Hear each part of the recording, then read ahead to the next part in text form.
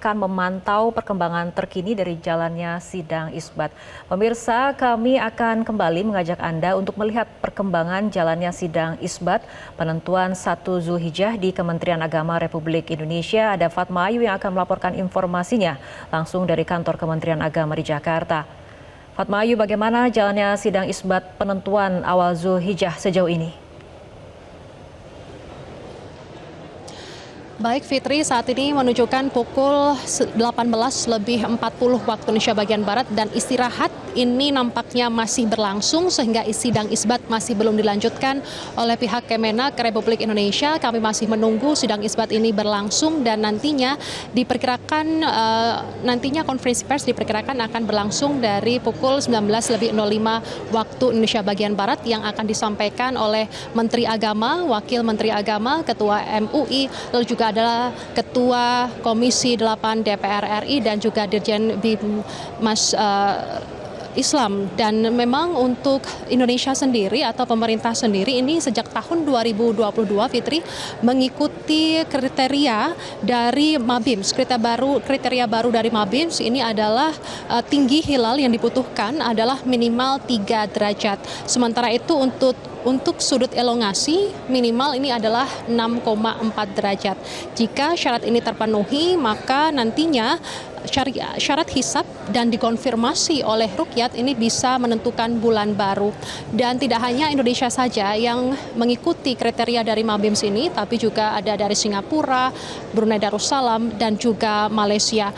Nah, saat ini Indonesia memakai 2 metode. Yang pertama adalah hisab, dan yang kedua adalah Ruqyat. Hisab ini untuk menghitung dan Ruqyat untuk mengkonfirmasi, dan ini dilakukan untuk menggabungkan adanya sains dan juga teknologi dan juga menggabungkan syariat-syariat yang ada dalam Islam. Nah, penetapan 1 Zulhijjah sendiri ini sangatlah penting karena berkaitan dengan menentukan waktu ibadah khususnya yang ada di Indonesia. Yang pertama adalah jika kita sudah mengetahui 1 Zulhijjah, maka nantinya saat Hari Raya Idul Adha sudah mengetahui tanggal kapan nantinya akan berlangsung, yakni pada 10 Zulhijjah 1446 Hijriah. Tidak hanya sholat Idul Adha saja, tapi juga penyembelihan hewan kurban. Sementara itu yang kedua adalah menyesuaikan ibadah di Tanah Suci. Seperti yang kita ketahui, memang ibadah haji ini juga mengikuti adanya kalender yang ada dalam Arab Saudi atau Kerajaan Arab Saudi. Namun demikian, sebagai negara di luar Arab Saudi seperti Indonesia, ini juga bisa menentukan bulan barunya sendiri karena perbedaan geografis dan juga perbedaan waktu. Nah, Indonesia sendiri ini berbeda waktu 4 jam dibandingkan dengan Arab Saudi atau 4 jam lebih maju dibandingkan dengan Arab Saudi. Sehingga penetapan bulan baru ini penting karena kita juga pernah berbeda dengan Arab Saudi di tahun 2022, 2018, 97 dan juga 91.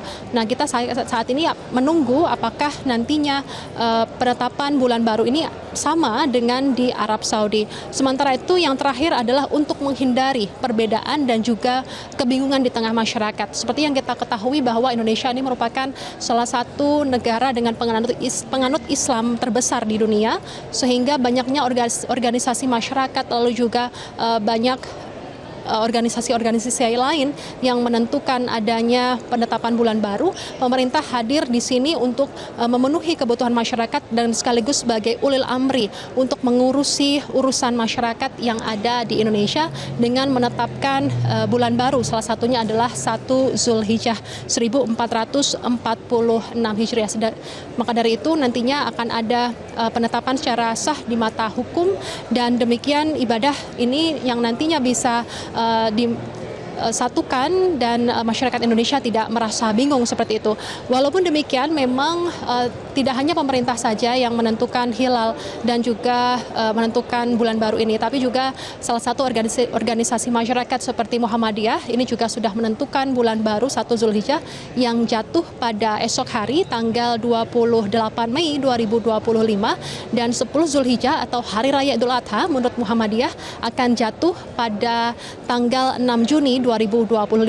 Diperkirakan pemerintah juga akan menetapkan 1 Zulhijjah pada esok hari, tapi ini masih merupakan perkiraan yang disampaikan oleh Kemenak beberapa minggu yang lalu. Namun demikian, kami saat ini masih menunggu sidang isbat karena ada 114 titik pemantauan hilal di daerah di Indonesia yang saat ini dipantau dan saat ini menunjukkan pada pukul 18.45 waktu Indonesia bagian Barat. Kami masih menunggu jalannya sidang isbat ini dimulai kembali setelah istirahat yang berlangsung saat ini.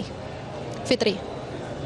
Fatma Ayu, terima kasih atas laporan Anda dan kita akan terus tunggu bagaimana perkembangan terkini dari jalannya sidang isbat. Jelajahi cara baru mendapatkan informasi. Download Metro TV Extend sekarang.